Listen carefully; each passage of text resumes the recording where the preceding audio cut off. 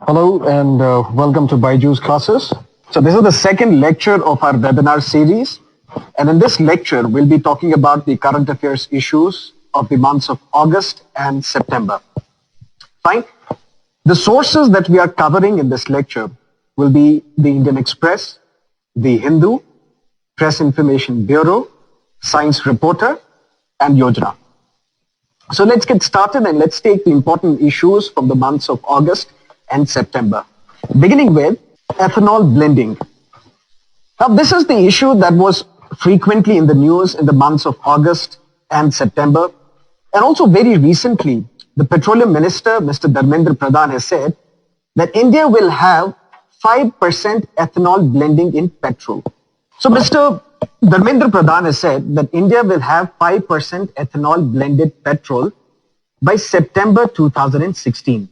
Now the first thing that we should be asking is, what do we mean by ethanol blending? When petrol is blended with ethanol, this process is called ethanol blending. Depending upon the percentage of ethanol that will be blended in petrol, we have different varieties of ethanol. For example, we have E10, where 10% of ethanol will be blended with 1 liter of petrol. Now this process is called ethanol blending. That means the percentage of ethanol that you blend with a liter of petrol, we can have different variants of ethanol blending. E10, E5, where E5 means that 5% of ethanol is to be blended with 1 liter of petrol. But the second important question that you need to ask is, what is the need for ethanol blending? What is the purpose that is going to be served if we blend ethanol with petrol? Now let's have a look at that.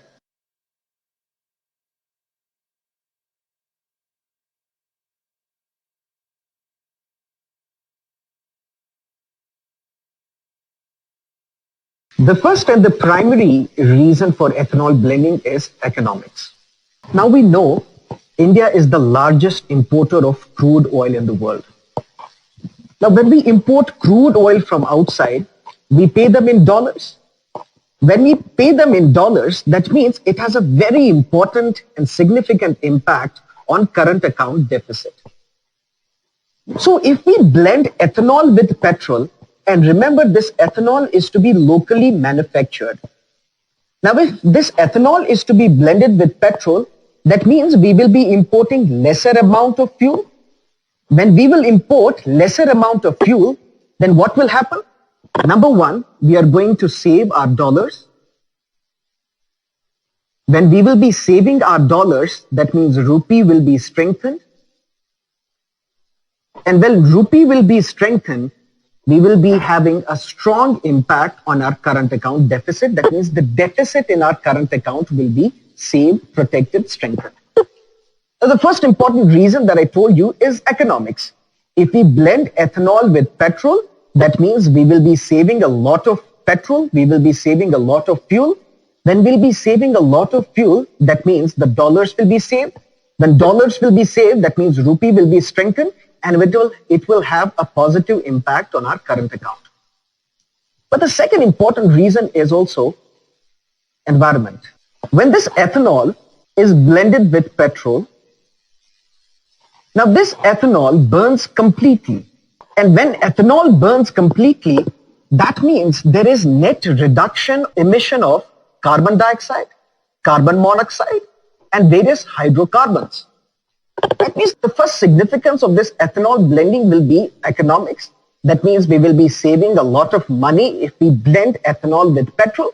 But second important point is environment. This ethanol, which we are blending into petrol, this ethanol will be burning completely. The combustion will be complete.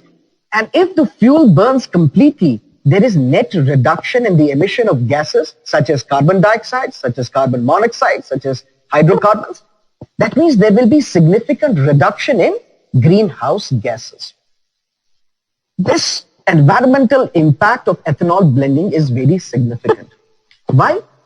We saw during the months of August and September and even later, series of articles were published by Indian Express titled "Death by breath.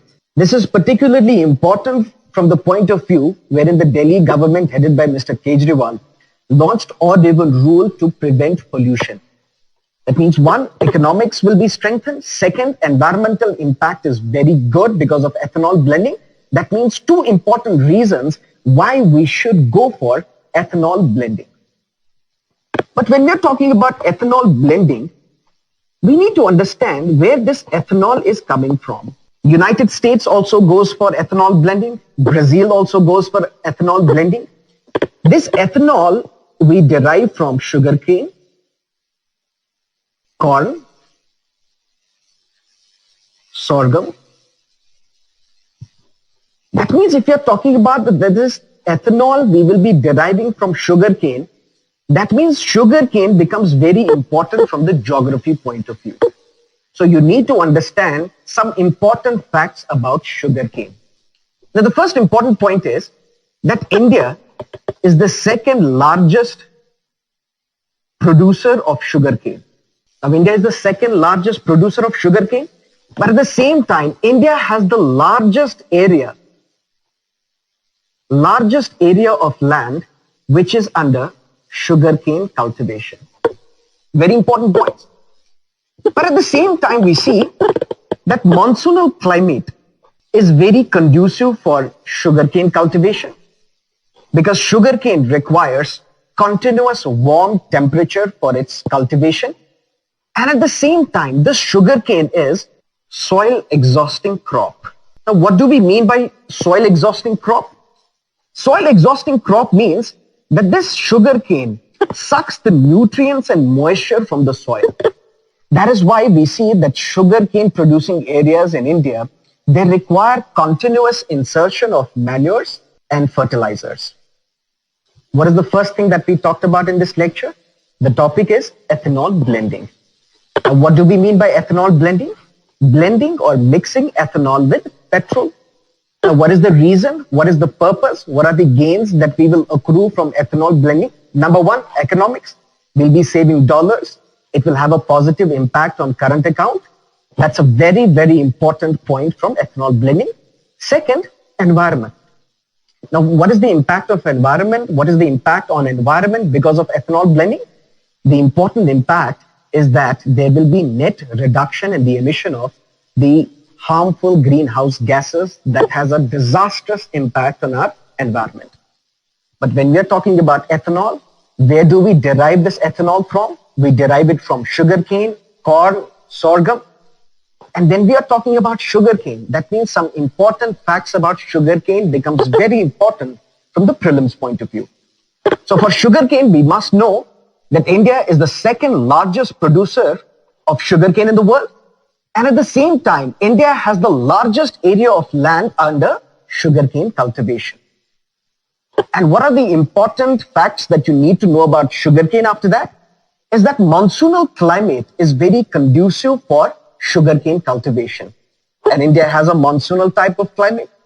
And at the same time, sugarcane is a soil exhausting crop. That means it sucks the moisture and nutrients from the soil. That is why the sugarcane producing areas in this country require continuous application of manures and fertilizers. But when we're talking about these sugarcane producing areas, second important question that can be asked in prelims, which are these areas where we cultivate sugarcane? If you look at the areas, Uttar Pradesh, Karnataka, Maharashtra, these are the important areas where sugarcane is cultivated in this country. But now, it's going to become very interesting from this point onwards. When I said we derive ethanol from sugarcane, but in India, we derive sugarcane from molasses. What do we mean by molasses? This molasses are byproduct of sugar mills.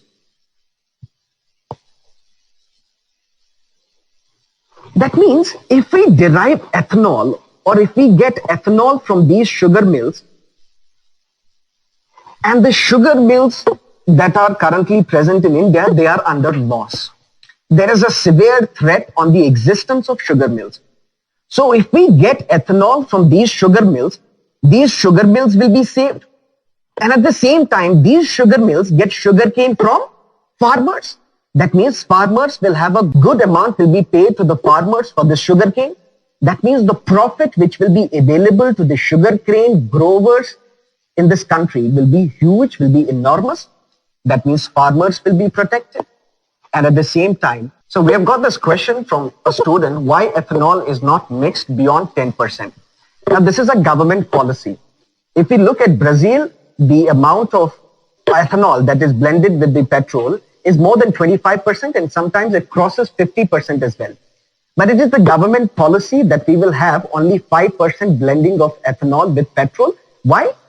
Because if we increase the percentage of ethanol blending with petrol, that means there will be crisis, there will be drop in the availability of sugar in the market, and that is precisely the reason we should start with 5% blending. Then we can slowly and steadily increase this percentage as well. So primarily, let's start with 5% blending. Because if we look at national policy on biofuels, this was the policy which was started in 2008. Under this national policy on biofuels, the government made it absolutely clear that we should go for ethanol blending of petrol.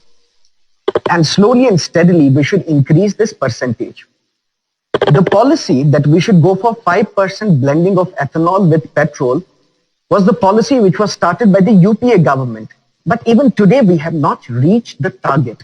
So let's first achieve this target of 5%, then we can slowly move ahead and go ahead with 10% or 20%, whatever the case may be. But when we are talking about that we get ethanol from molasses, what are these molasses? These molasses are byproduct of sugar mills. So when we get ethanol from these sugar mills, that means sugar mills will also be surviving. Sugar mills will also be profitable. And at the same time, sugar mills get sugarcane from the farmers. So farmers will also have a good value for their produce. But this is where it becomes even more interesting. Ethanol that is produced by these sugar mills, they normally prefer to send these ethanol to alcohol manufacturers, because alcohol manufacturers provide them good returns, good money in response to this ethanol. And at the same time, some of these sugar mills, what they do, they prefer to send this ethanol to chemical manufacturing factories. So molasses, we derive ethanol from these molasses, which are the byproduct of sugar mills. So if we derive ethanol from sugar mills will be surviving in this country because at present they are under stress. At the same time, farmers will have a good value for their produce and they will be encouraged to grow more and more sugarcane in this country. But it also becomes interesting even more. Why? One thing to note here is that we import crude oil. We do not import petrol or diesel. This crude oil is refined by oil marketing companies. And when this crude oil is refined by oil marketing companies, and they derive from this crude oil petrol or diesel and other commodities. But you must be knowing that there is continuous fall in the crude oil prices in the world. And currently, the crude oil prices are lowest in the last 11 years. And at the same time, the cost of ethanol per liter is 42 rupees. So at this point in time, it does not make sense to increase the percentage of ethanol blending in petrol because crude oil that we import from outside is at its lowest level. So this is that you need to know about ethanol blending, but there can be different questions that can be asked from this ethanol blending. So let me ask you one question. If the question is asked, ethanol is used for, that means question will not be asked, what is the percentage of ethanol blending that we do in India at present? But the question can be twisted and you can be asked, what is the use of ethanol? One, fuel. Second, antiseptic. Third, anti-tissue. Those of you who say that for all these ethanol is used may please raise their hands. Those of you who are saying that ethanol is used only as a fuel and not for any other purpose may raise their hand. One thing we know, ethanol is used for fuel, yes. Ethanol is also used as an antiseptic. Now you see these hand sanitizers. They have ethanol present in them. Now ethanol is also used as an anti-tissue. That means it is used in cough syrups. So in all these three cases, ethanol is used. So in UPSC, particularly in prelims examination, what you have to do backward linkages.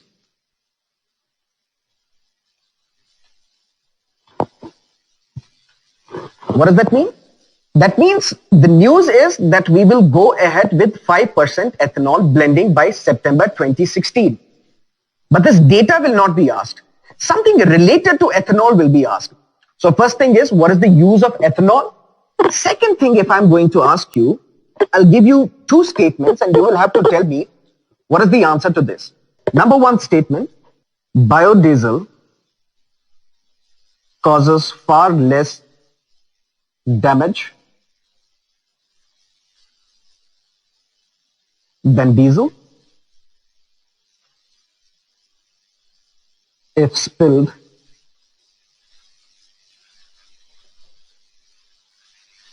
or released to the environment. Second, biodiesel is less combustible. To understand this, first we need to understand what do we mean by biodiesel. This is where you have to do backward linkages. Topic is ethanol blending, but something related to biodiesel, something related to ethanol will be asked. So what is biodiesel? If ethanol blending means blending of ethanol with petrol, biodiesel is another renewable fuel, but this biodiesel is manufactured from vegetable oils and animal fats. So you tell me, biodiesel causes far less damage than diesel if spilled or released to the environment. Statement 1, biodiesel is less combustible. What is the answer to this question if this is asked in the UPSC examination? Are both these statements correct or both these statements false? Biodiesel is less combustible. Yes, this statement is correct. Why? If we look at the flash point, that means the temperature at which diesel causes fire, this temperature is 52 degrees centigrade. But if we look at the flash point, that means the temperature at which biodiesel catches fire, this flash point is 130 degrees centigrade. That means biodiesel is less combustible. This statement is correct. And at the same time, biodiesel, because of its intrinsic property, because of which it is derived from vegetable oils and animal fats, even if this biodiesel is released or spilled to the environment, it causes less damage than the diesel. So both these statements are also correct. At the same time, biodiesel is very safe to handle, transport, and store. Now we know 75% of the world's demand for petroleum-based fuel in future is going to come from countries such as India, China, and Brazil. That means there is the need for having an alternate fuel in nature. That means there is the need for having alternate fuel in future. That means the focus has to be on electric vehicles. Anyone amongst you, do you know, is there any scheme by the government of India for these electric vehicles? Let me tell you, there is a scheme called National Electric Mobility Mission Plan 2020. Now look at this beautifully. Topic is ethanol blending of petrol. But not just ethanol, you need to understand about sugarcane as well. So tomorrow if a question is asked on sugarcane, please don't think that it is a geography-based question. it effectively is a current affairs based question. Why? Because ethanol is in the news. Second, something related to ethanol will be asked. That means biodiesel. That means if the future is not safe for these petroleum based fuel, because these are non-renewable fuel, petrol, diesel, coal, that means we have to focus on some alternatives. These alternatives can come from electric vehicles.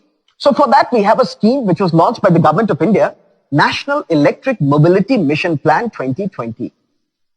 2 statements and this topic will be done. The objective of this mission is, number 1, by 2020, 6 to 7 million units of electric vehicles shall be manufactured in India.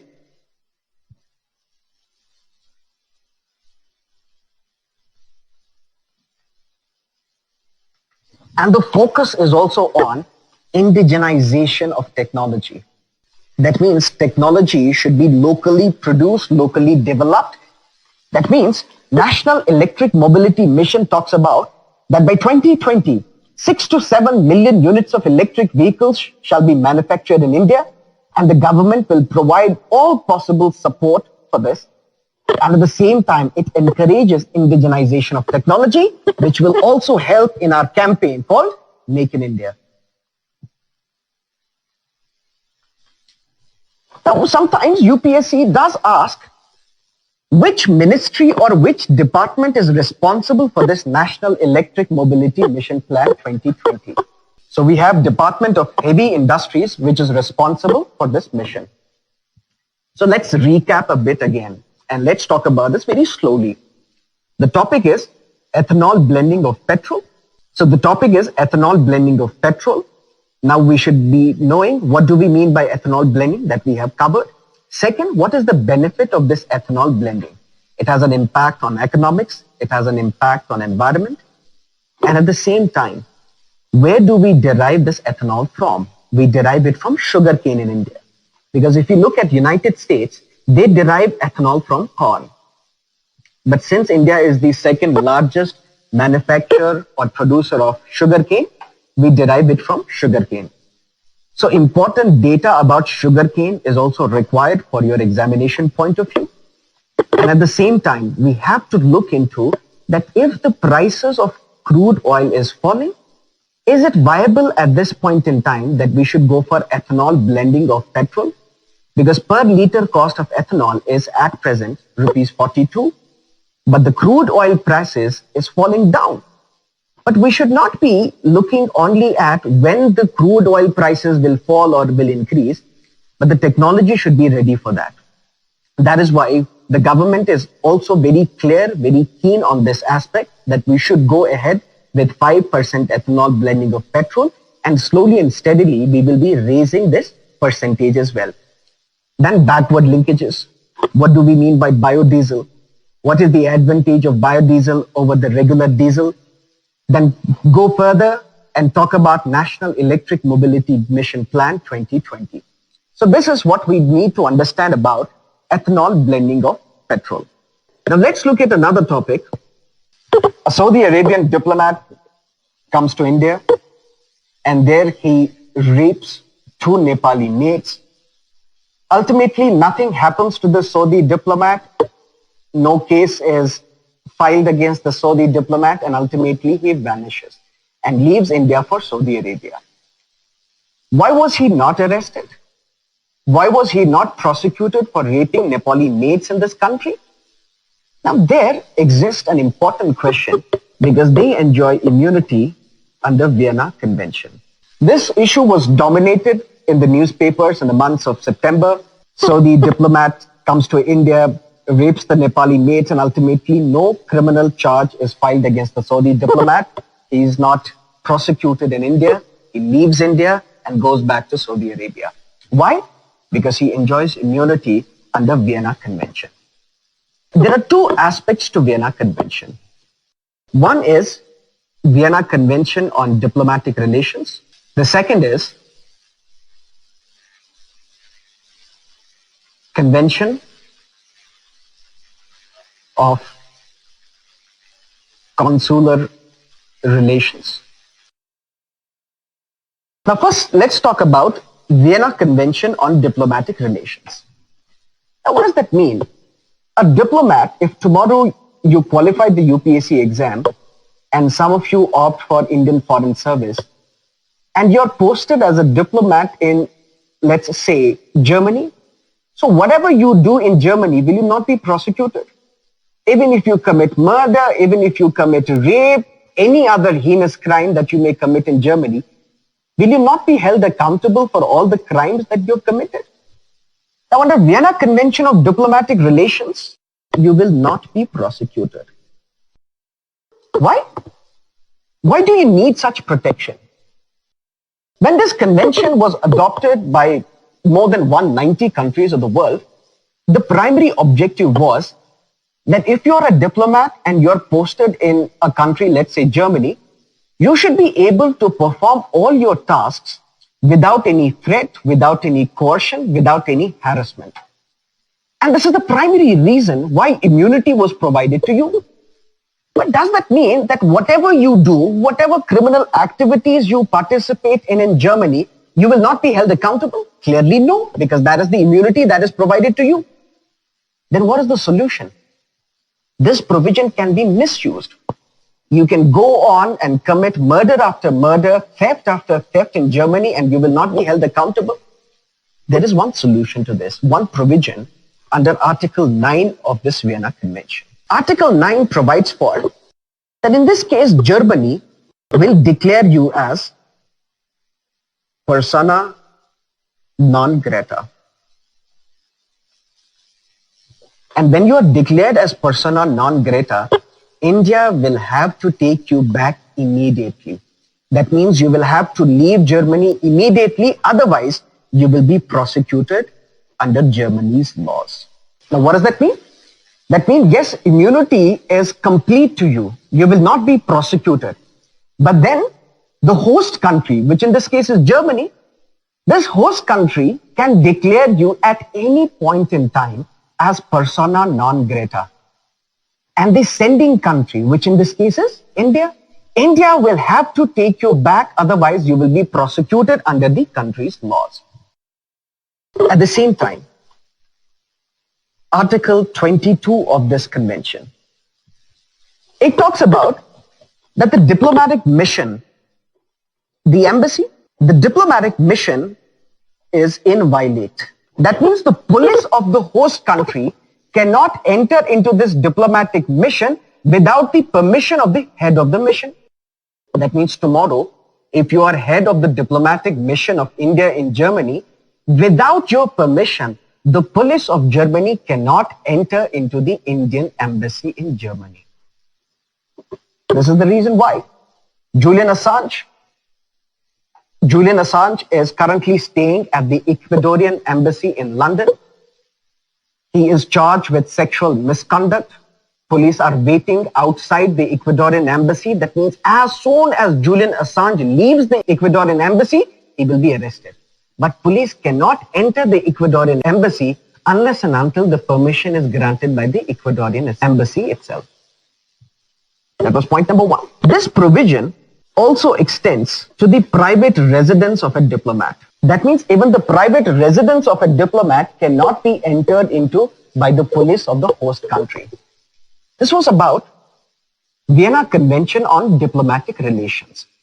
Under Vienna Convention on Diplomatic Relations, the immunity that is provided to a diplomat is complete. You cannot be arrested, you cannot be prosecuted, your office cannot be entered into by the police, and even your private residence also cannot be entered into by the host country's police. But there is a difference now. Difference is when we talk about the Convention on Consular Relations. Let's say, for example, United States have diplomatic relations with India, and United States has an embassy. Embassy is in New Delhi. But United States can also have many other offices in India.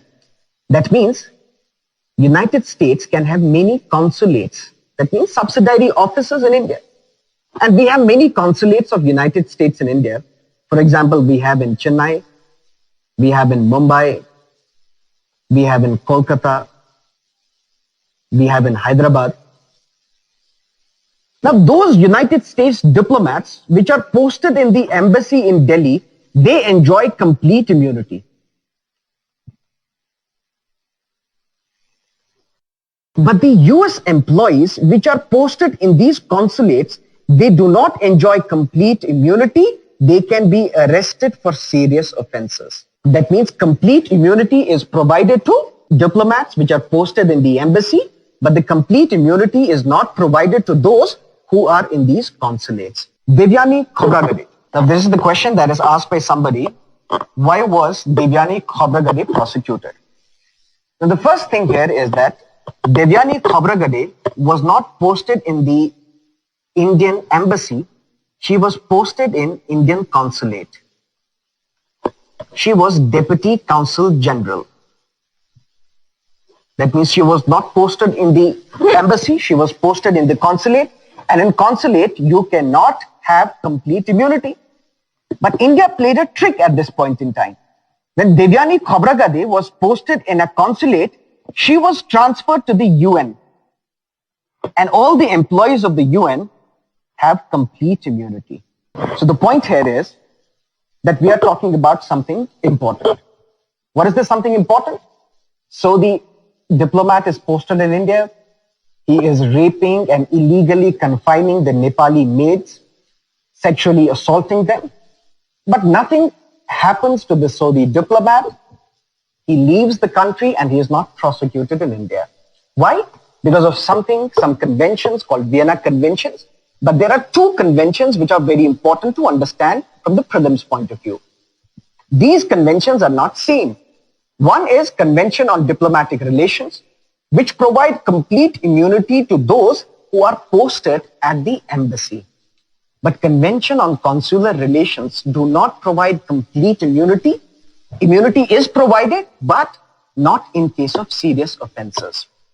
So this is something about the Vienna Convention on Diplomatic Relations. Let's move on to another topic that is very important again from the prelims point of view. Today it is 2016. If you go back to 1891, the most important personality that India ever gave birth to was born. This personality has a strong impact on India's politics, has a strong impact on India's society, and it is still talked about by all the people of this country. This individual, B.R. Ambedkar. Why is this important? Because it's the 125th birth anniversary of B.R. Ambedkar. And B.R. Ambedkar becomes very, very important from the prelims point of view. Very important. That means a question on B.R. Ambedkar, you can be assured, will definitely be asked in the prelims examination. But you might have read many things about B.R. Ambedkar in modern history. Still, there are some facts which are not clear to you, which have not been provided to you. We understand that. And let's look at this life of B.R. Ambedkar very briefly. Some important facts which you may not know, but these are important from the examination point of view. In 1920, B.R. Ambedkar starts a Marathi weekly called Mook Nayak. Very important to understand here is that this was a Marathi weekly. So sometimes it is asked, which of the following Marathi weekly was started by B.R. Ambedkar? Now in the first issue of this Mook Nayak, B.R. Ambedkar declares that India is a land of inequality. And Hindu society is just like a tower which has many stories. Just like a tower with many stories but without any ladder. One was to die in the story in which one was born. Very important. Then he starts in 1924, Bahishkrit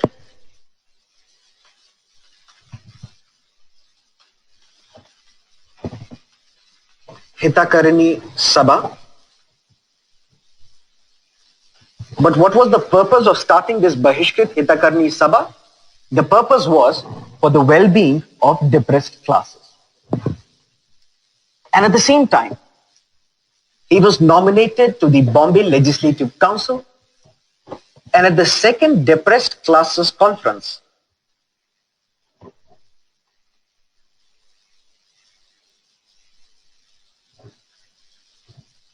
B.R. Ambedkar publicly burns the copies of Manu Simriti.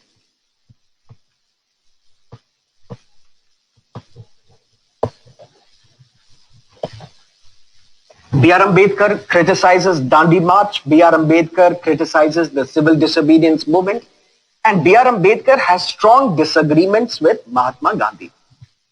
And very important fact regarding B.R. Ambedkar is that B.R. Ambedkar participated in all the 3 roundtable conferences.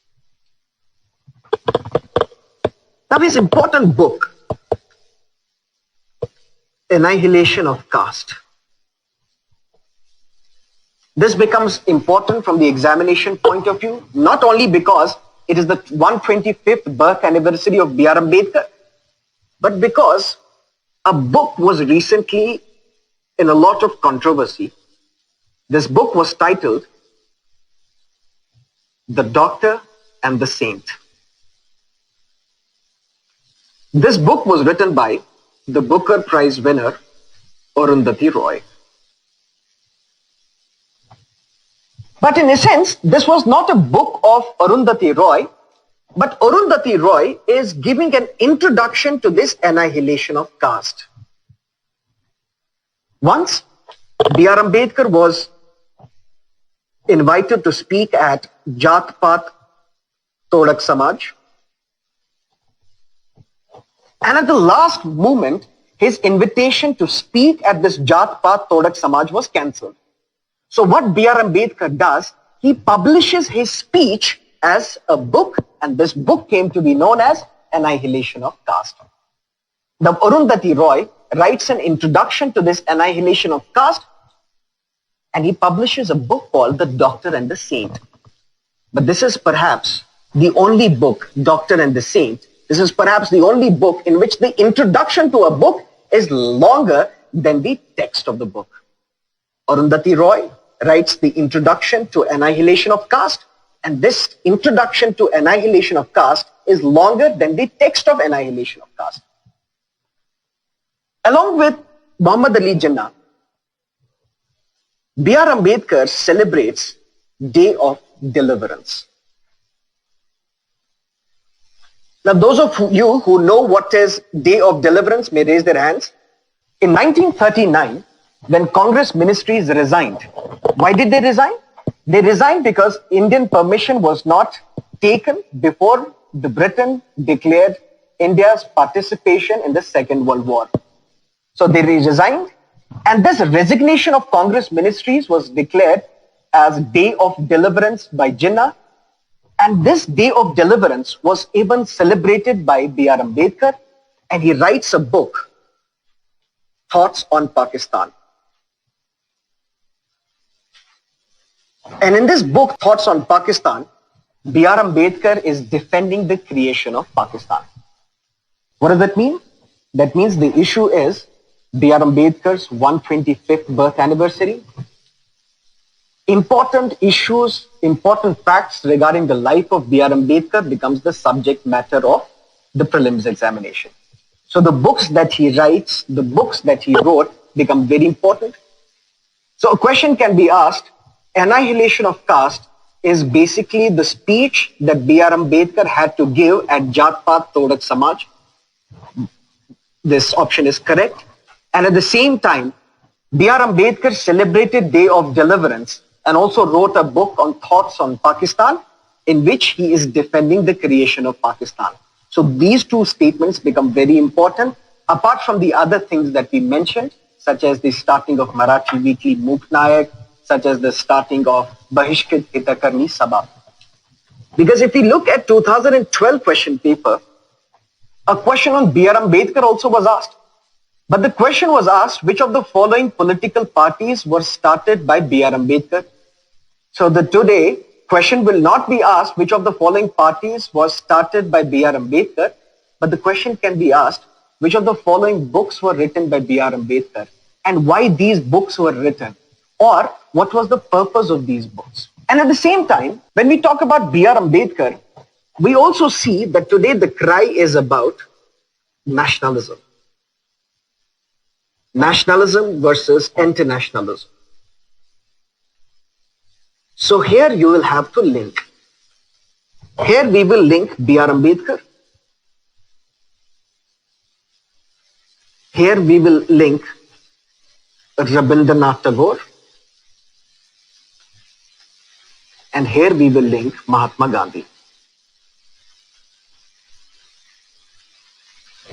Now we know when Ramsay MacDonald announced communal award, what was that communal award? To provide reservation to depressed classes. To protest against this award, Mahatma Gandhi went on fast unto death because he thought that if these depressed classes are also given reservation, then they will remain untouchable for their whole lives. In this case, Rabindranath Tagore played a very important role. And Rabindranath Tagore brought Mahatma Gandhi and B.R. Ambedkar together, which resulted in Pune Pact. It resulted in Pune Pact and the depressed classes, which were given separate electorates, that was discarded. So that means in your history books, not much is written about Rabindranath Tagore's role in the conflict between Mahatma Gandhi and B.R. Ambedkar. But when we talk about this concept that people today are talking about nationalism and internationalism, who is a national, who is international, Rabindranath Tagore gave us national anthem. But Rabindranath Tagore was not a strong advocate of nationalism. Rabindranath Tagore viewed nationalism as Bhogolik Apadevata.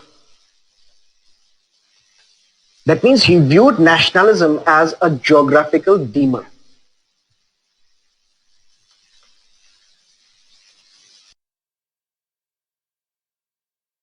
Bhogolik Apadevata, he viewed nationalism as geographical demon, and he wrote very strong novels against terrorism.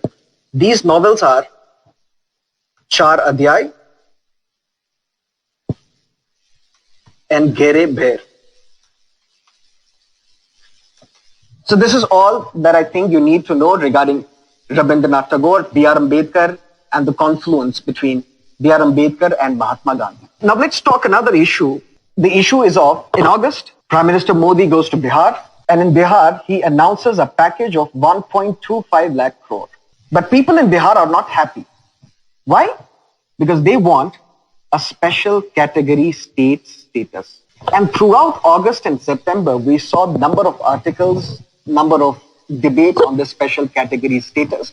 So now this special category state status becomes important from the prelims point of view. So what you need to know is, what do we mean by special category state status? Who can grant this status? What are the benefits that are involved in this? What is the rationale on which basis you can be provided, a state can be provided a special category status? And we also see that over a period of time, there is dilution in this concept of special category status. Now let's have a look and we'll talk about this special category status. The concept began in 1969 when 5th Finance Commission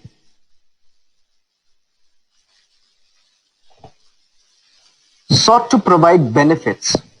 Benefits to what? Benefits to those states which are disadvantaged. This concept, special category status, started in the year 1969 on the report of the 5th Finance Commission, wherein the 5th Finance Commission recommended that some disadvantaged states should be provided benefits. Benefits in terms of more central assistance. That means these states should be provided more central assistance. Now, initially, 3 states were given this special category status. One was Assam, Nagaland, and Jammu and Kashmir. But over a period of time, this number increased to 11. So sometimes In prelims examination, you can be asked which of the following states have special category status. So you need to be absolutely sure about which are these states. So to memorize this, you need to know that 7 sisters in Northeast, that means Assam, Arunachal Pradesh, Tripura, Meghalaya, Mizoram, Manipur, Nagaland. These 7 states of the Northeast have special category status, plus Sikkim, plus Jammu and Kashmir, plus Himachal and Uttarakhand.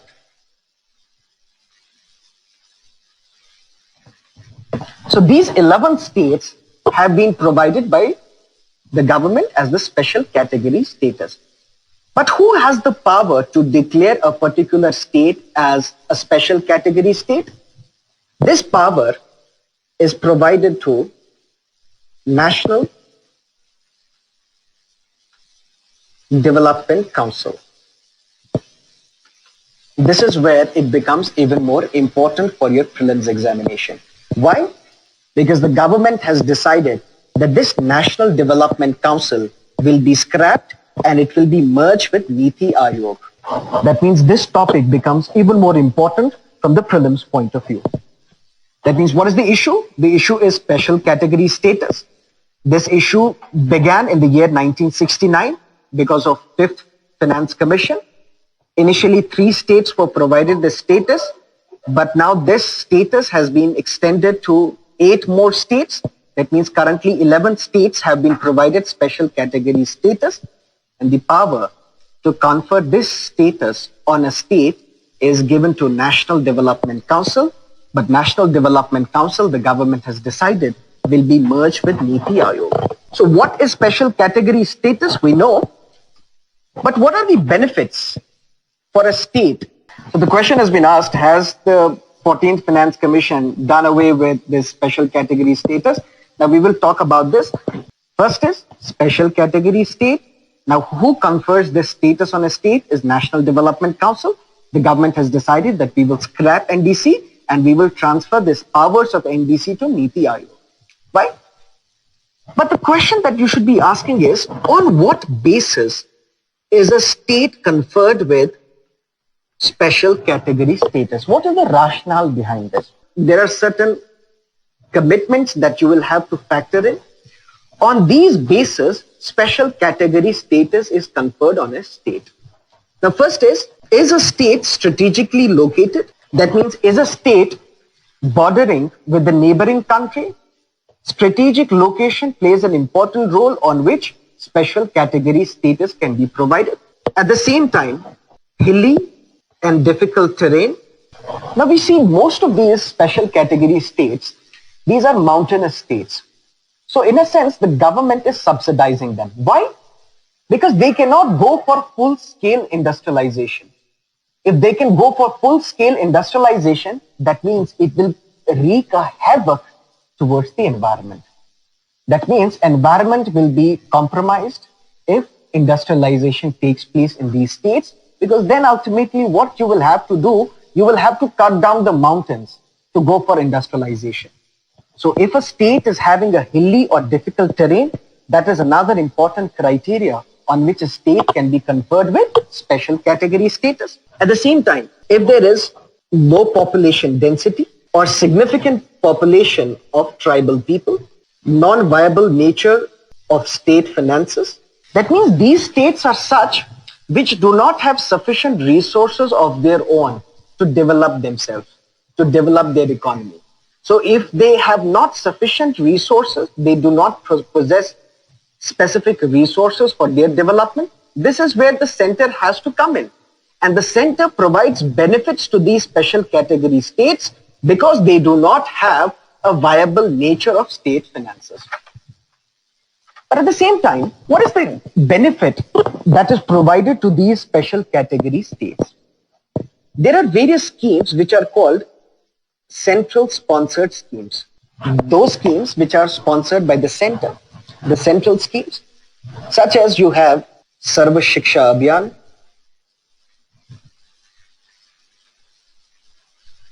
or you have Janani Suraksha Yojana.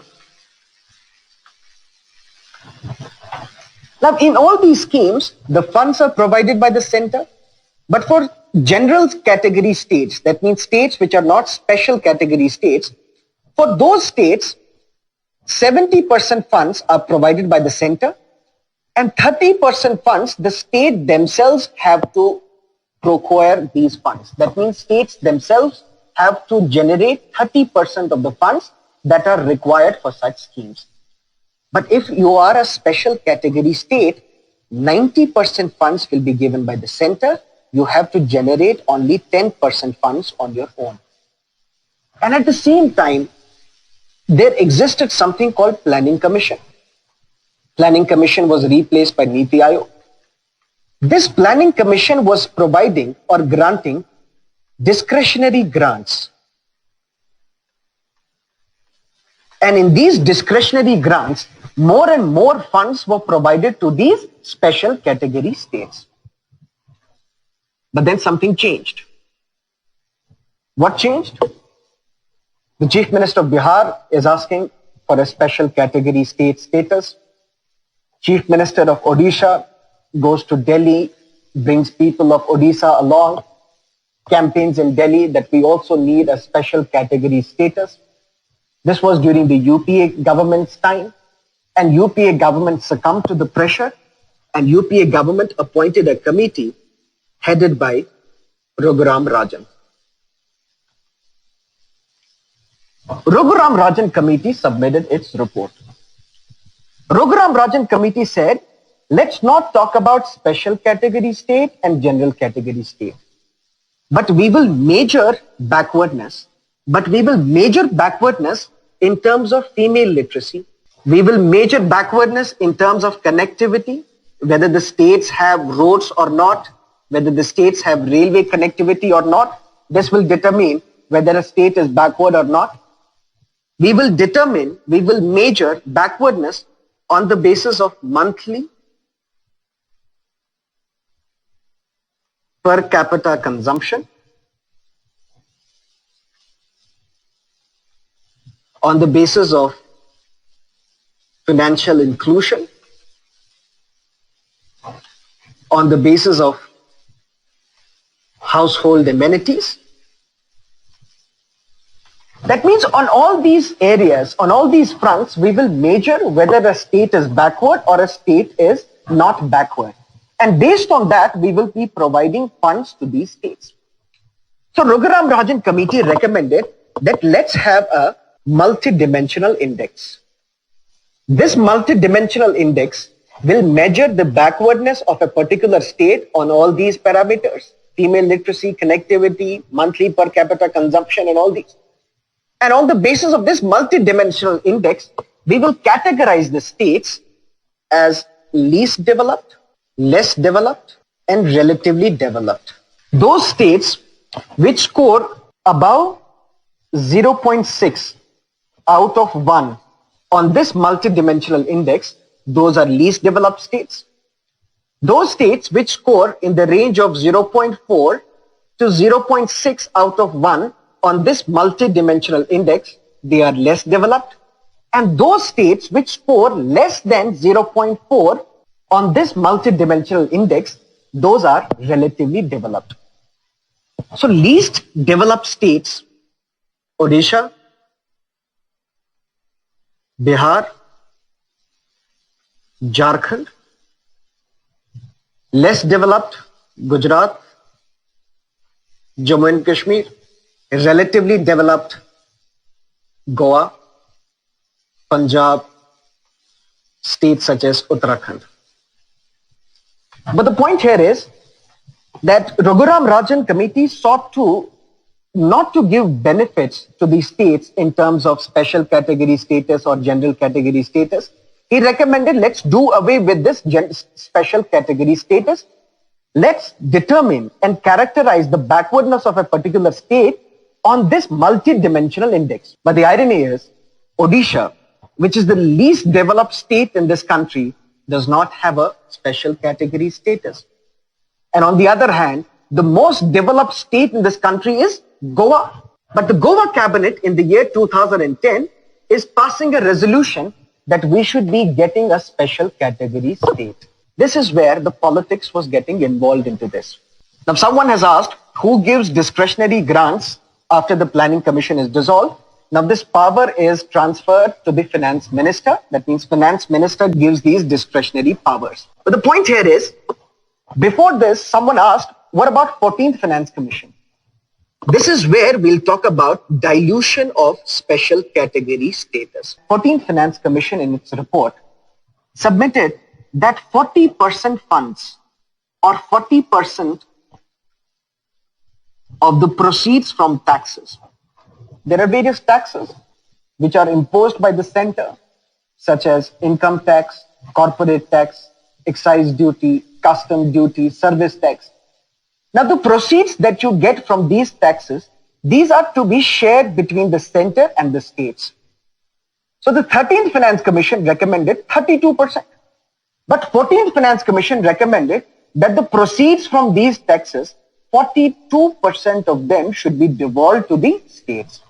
But at the same time, very importantly, the 14th Finance Commission did not discriminate on the basis of the status. They did away with this criteria of a special category state and a general category state. And at the same time, with the coming of Niti Aayog,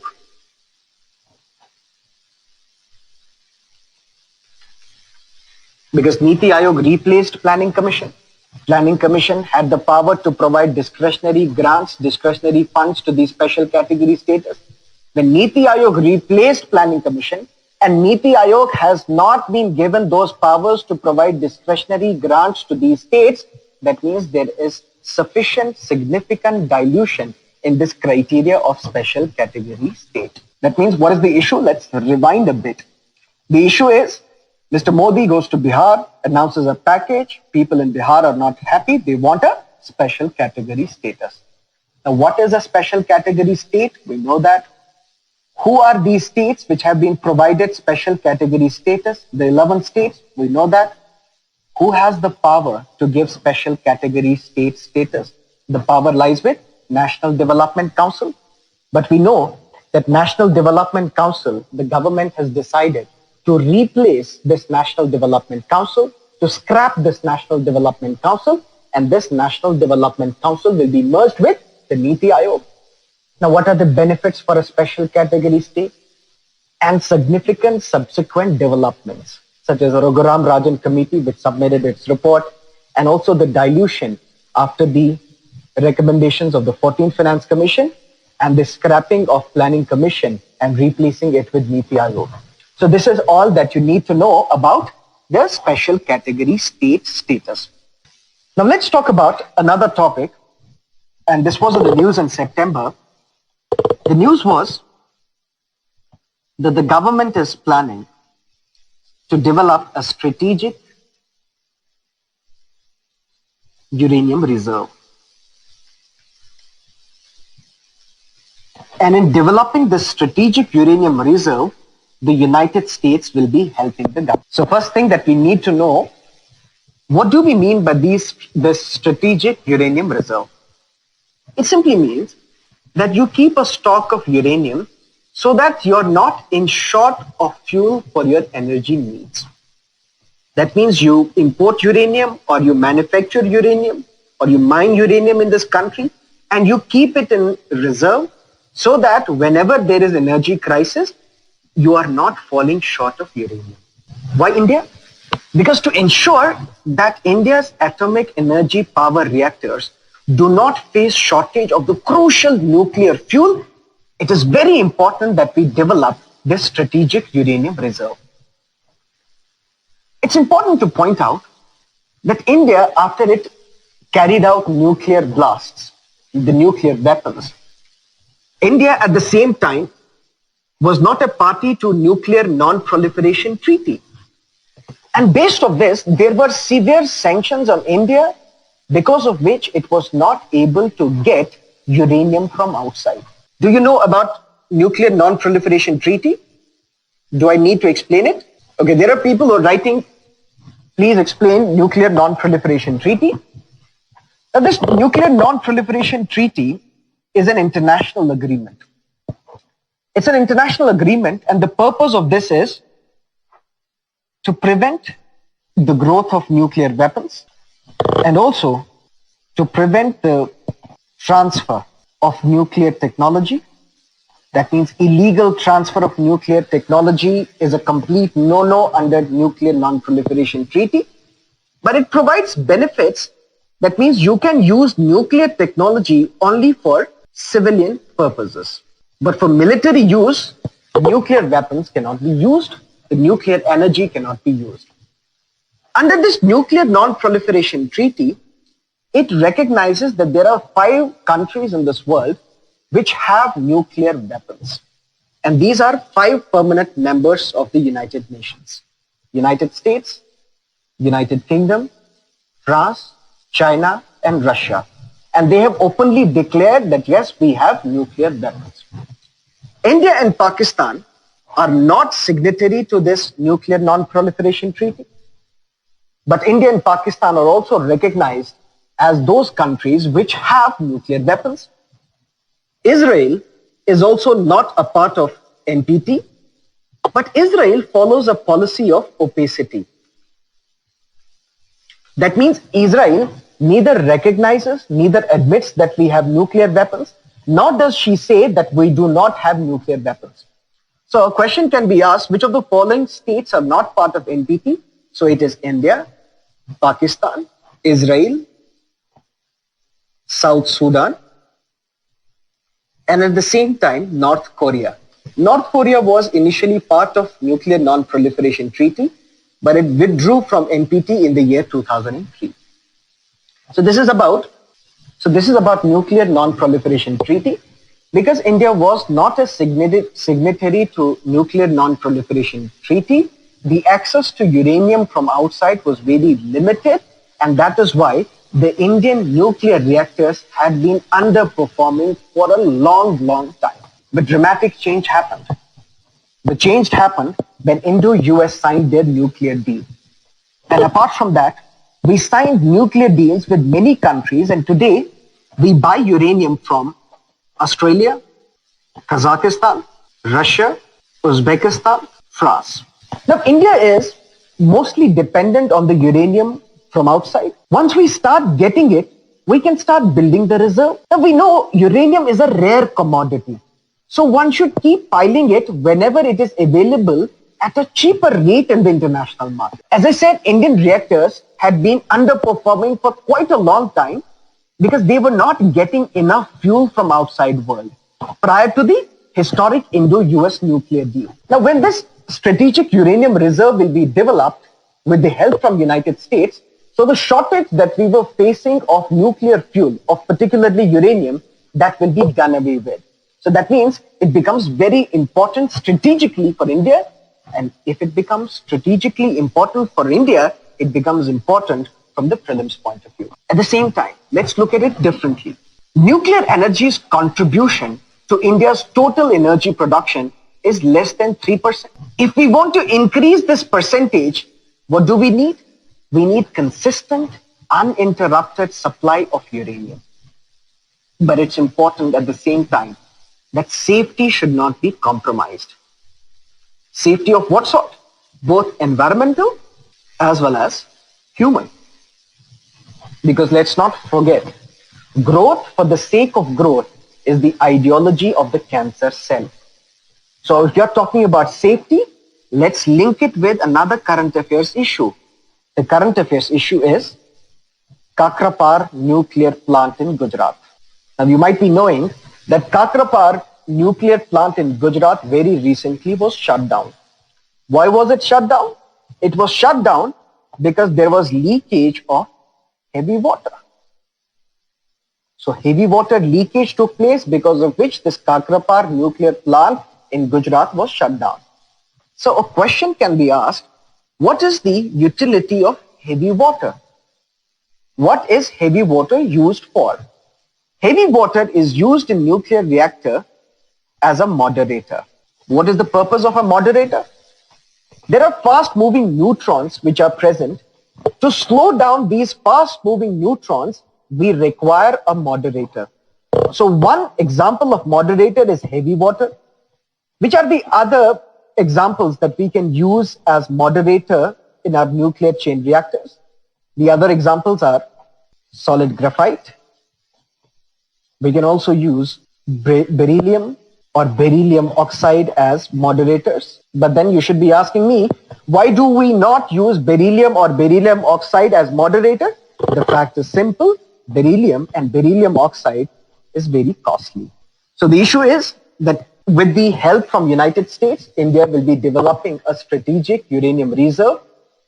And it's very important if India has to meet the growing demands of energy. Link it with Kakrapar in Gujarat, where there was leakage of heavy water. So this topic becomes even more important. And at the same time, when we are saying that we are dependent on nuclear fuel, particularly uranium from outside, does that mean that India does not produce uranium? There are no uranium deposits in India? So a question can be asked, in which states in India do we find uranium deposits? So we find uranium deposits in Jharkhand, Andhra Pradesh, Chhattisgarh, Meghalaya, and in bulk of Northeast India, we have the deposits of uranium. But apart from this, why does nuclear energy become even more important for your prelims examination point of view? Is we also witnessed in July that the People's President of India, APJ Abdul Kalam, died. APJ Abdul Kalam is responsible for the nuclear weapon production and manufacture in this country, also known as the Missile Man of India. So when APJ Abdul Kalam dies, it becomes an important news. So something related to him can be asked in the examination. Link it with the uranium reserve, which India is developing with the help from United States, and also link it with the controversy in Gujarat where there was heavy water leakage in Kakrapar. So this is what we need to know about strategic uranium reserve. But at the same time, when we are talking about APJ Abdul Kalam, from polity point of view, it becomes even more important to understand his particular point of view on Office of Prophet. So a bill on Office of Prophet was cleared by both houses of the parliament. It was sent to the president for his signature, and president sends this bill back to the parliament. Please reconsider this. So from polity, you need to understand everything regarding this Office of Prophet. Do you know everything about Office of Prophet issue? Those of you who know about this may please raise their hand. Those of you who want me to explain Office of Prophet may raise their hand. Okay, so large number of people are asking that we should be explaining Office of Prophet. Let's first understand, what do we mean by Office of Prophet? If I am member of parliament, I will be disqualified. Why? Because I am holding Office of Prophet. What is this Office of Prophet? Why do we need to disqualify people or members of the parliament who are holding these offices? The first and important point is, legislators should hold executive accountable. How do legislators hold executive accountable? By asking questions, by calling for no confidence motion, adjournment motion, all these types of motions. So that means legislators have the power, have the constitutional requirement, constitutional mandate to hold executive accountable and responsible. What if executive appoints these legislators to some posts, to some offices, where it becomes very difficult for these legislators to criticize and question the government? So that means legislators should be able to criticize the government, hold the government responsible without any favor. So that is why there are some offices which are created, there are some offices which are declared to be Office of Prophet, and members of the parliament or members of the state legislative assemblies or council cannot be appointed to these offices. If they are appointed to these offices, they can be disqualified by the president. But when we say they can be disqualified, what exactly is this Office of Prophet? To understand what is an Office of Prophet, the first and the foremost question should be, was that office created by the government? If that office was created by the government, it is an office of profit. Second, does government appoint members to this office? If it is yes, then it means it is also an office of profit. Does the government have the power to remove these members whom they have appointed? If yes, then that means it is also an office of profit. That means for an office to be declared as an office of profit, it must be an office which is created by the government, and to which the members are appointed by the government. But does that mean that private offices cannot be declared as an office of profit? A very curious case took place. A member of the parliament was appointed. Now a curious case took place. A particular individual contests an election and he wins the election and he is elected to the parliament. Now this particular individual also holds a private company. Now this private company is a private audit company. That means it audits the accounts of various companies. But one thing is clear, that this is a private company, so it cannot be declared as an office of profit. But then another individual went to the Supreme Court, petitioned the Supreme Court that this particular legislator is holding an office of profit. Supreme Court asked how? The petitioner told the court that although this is a private company, although this company audits the companies, although this is a private audit company, but this private audit company is also auditing the accounts of Hindustan Steel. And when this private audit company is auditing the account of Hindustan Steel, and Hindustan Steel is a government company, that means even this office is an office of profit. So what does that mean? That means a private audit company, which is a private company established or created by a legislator. Normally, it should not have been an office of profit.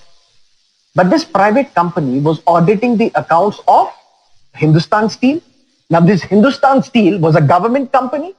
Since this private audit company was auditing the accounts of a government company, this office was also declared as an office of profit by the Supreme Court, and this particular legislator was disqualified. Supreme Court told that what we need to understand here is pecuniary gain. Now, to understand this pecuniary gain, let me take you back to 2006. Mrs. Jaya Bachchan was the chairperson of UP Film Development Corporation.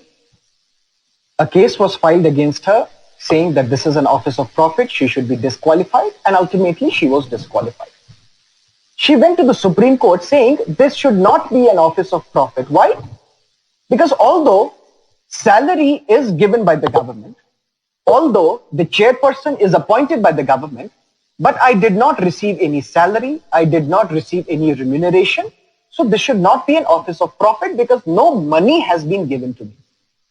The Supreme Court said, what we need to understand here is not whether money you were getting or you were not getting money, but since salary or remuneration is provided by the government, this is an office of profit. Whether you take the salary or you do not take the salary is immaterial. What is also immaterial is the amount of money that you will be getting. The amount of money is not important. The quantum of money is not important. Even if it's a slight gain called pecuniary gain, that office will be deemed as an office of profit by the government, by the courts, and you shall be disqualified. On the basis of this, National Advisory Council, which was headed by Shrimati Sonia Gandhi. Now the question was asked that this should also be declared as an office of profit. Ultimately, Sonia Gandhi resigns, she contests the election again, and she wins again. But then in meanwhile, the parliament decided to create a new legislation called Members of the Parliament, Prevention from Disqualification Act 2006. Initially, there was also similar act, Prevention from Disqualification Act 1959. Under this act, some officers were placed which were deemed to be not office of profit. For example, a minister. A minister is a legislator, but at the same time, he is an executive member. This office was declared as not an office of profit. That means even if a legislator is a minister, this is not an office of profit and you cannot be disqualified. Similarly, Deputy Chairperson of Planning Commission was also deemed to be not an office of profit. That means if a legislator is appointed as Deputy Chairperson of Planning Commission, he cannot be disqualified on this ground. That means Parliament created an act in 1959, and in this act, some offices were placed. These offices were declared as not an office of profit.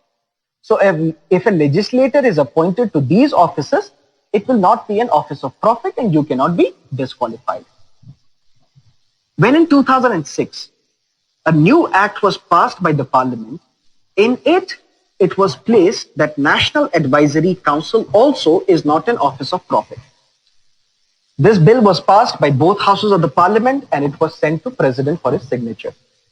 Now, President sends this bill back to the Parliament, asking the Parliament to reconsider. On what grounds have you declared that National Advisory Council is not an office of profit? Although President did not specifically ask this, but his intention was clear that the rationale with which, on the basis of which you excluded this office from an office of profit, it is not clear to me. Please reconsider this. But Parliament passed the same bill again, and ultimately President had no other option but to give his signature, because President enjoys only suspensive veto. That means this question of office of profit becomes also important from the prelims point of view, because Mr. APJ Abdul Kalam dies. Link it with strategic uranium reserve, link it with the Kakrapal nuclear plant in Gujarat, and you will have a question in the examination. Any questions as of now? I've got this information that there are many factual questions that are being asked by the students. We will provide the answers to all these questions in a compilation, and email will be sent to everybody tomorrow. During the session, we will discuss all the questions that are related to the issues being discussed. So shall we take another issue? I'll be asking you a question. I will provide two statements and you will have to answer this. Now, ADIZ, Air Defense Identification Zone, cannot extend beyond a country's airspace. Second, the establishment of ADIZ is regulated by the United Nations. Now first, what is ADIZ and why this question is important? Now, Air Defense Identification Zone is an airspace which is over a land or a sea. Now this Air Defense Identification Zone can be established by any country, and whenever it is established, that means as soon as a private or any aircraft is coming from foreign territory and entering into this ADIZ zone, the host country can ask for the identity of that aircraft. What does that mean?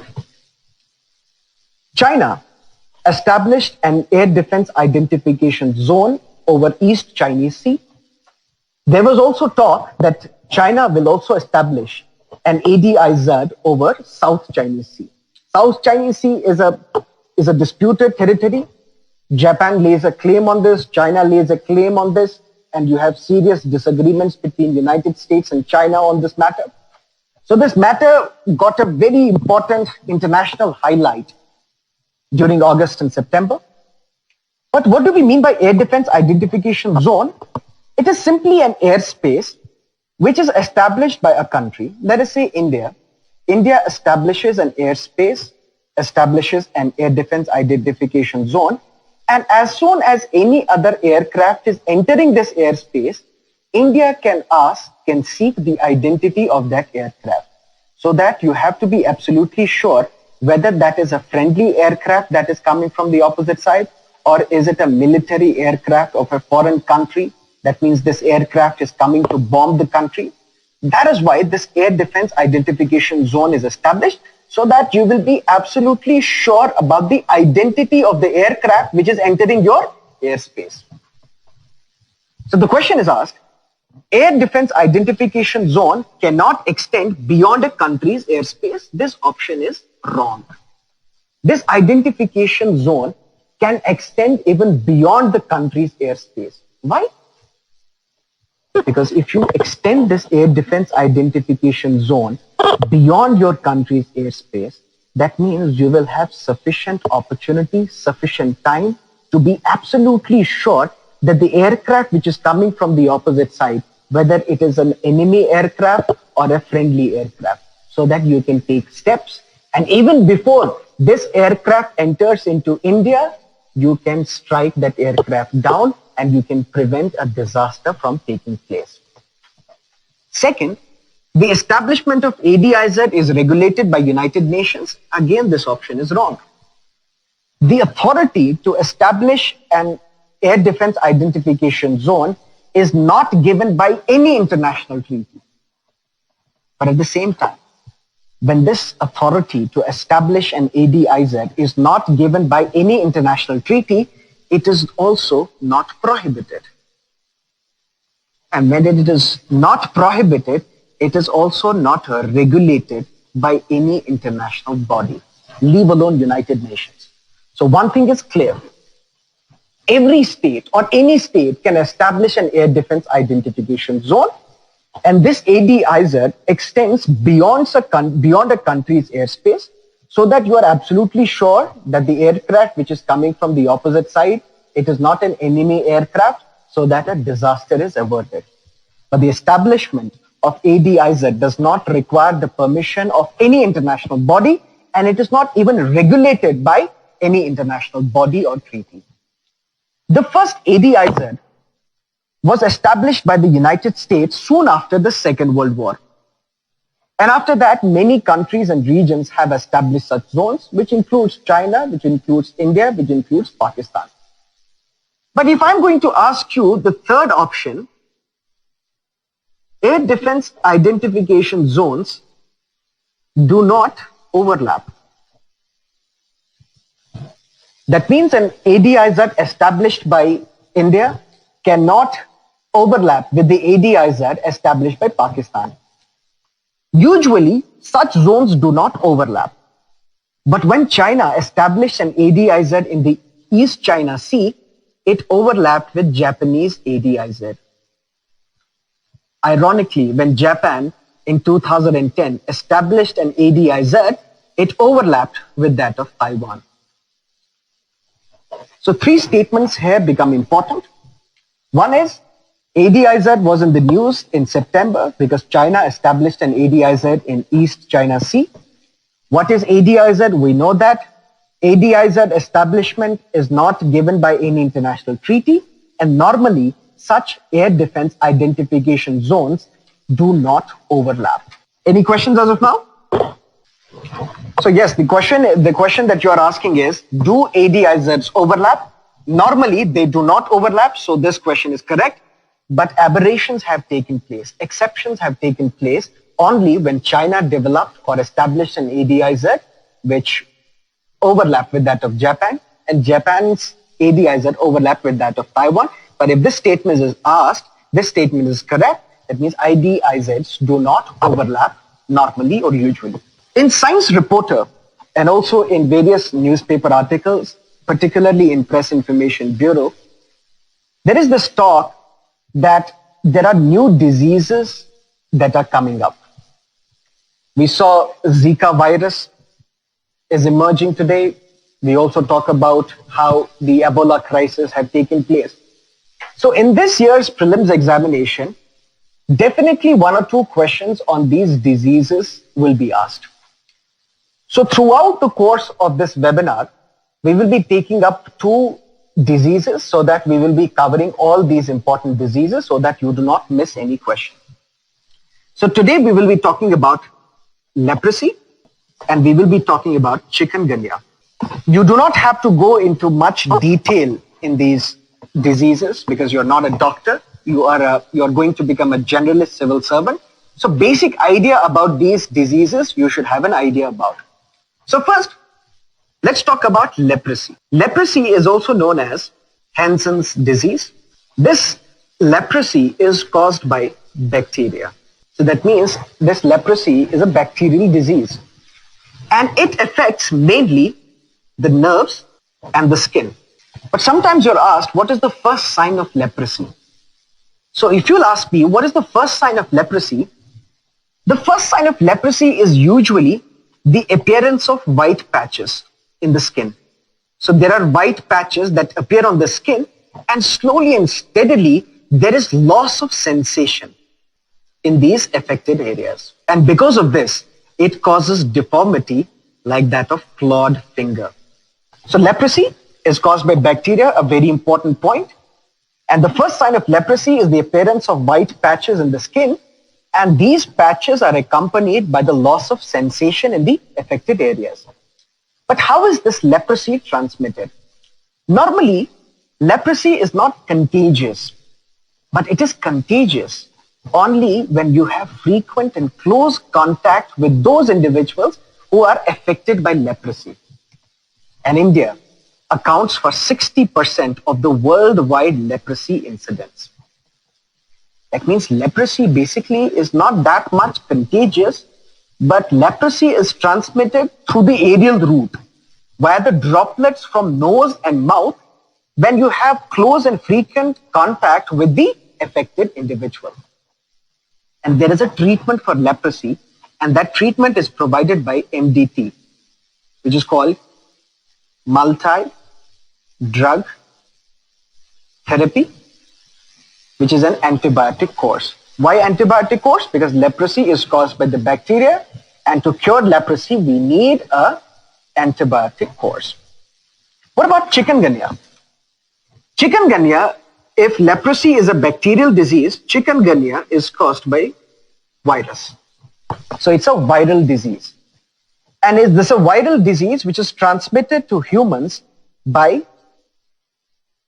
infected mosquitoes?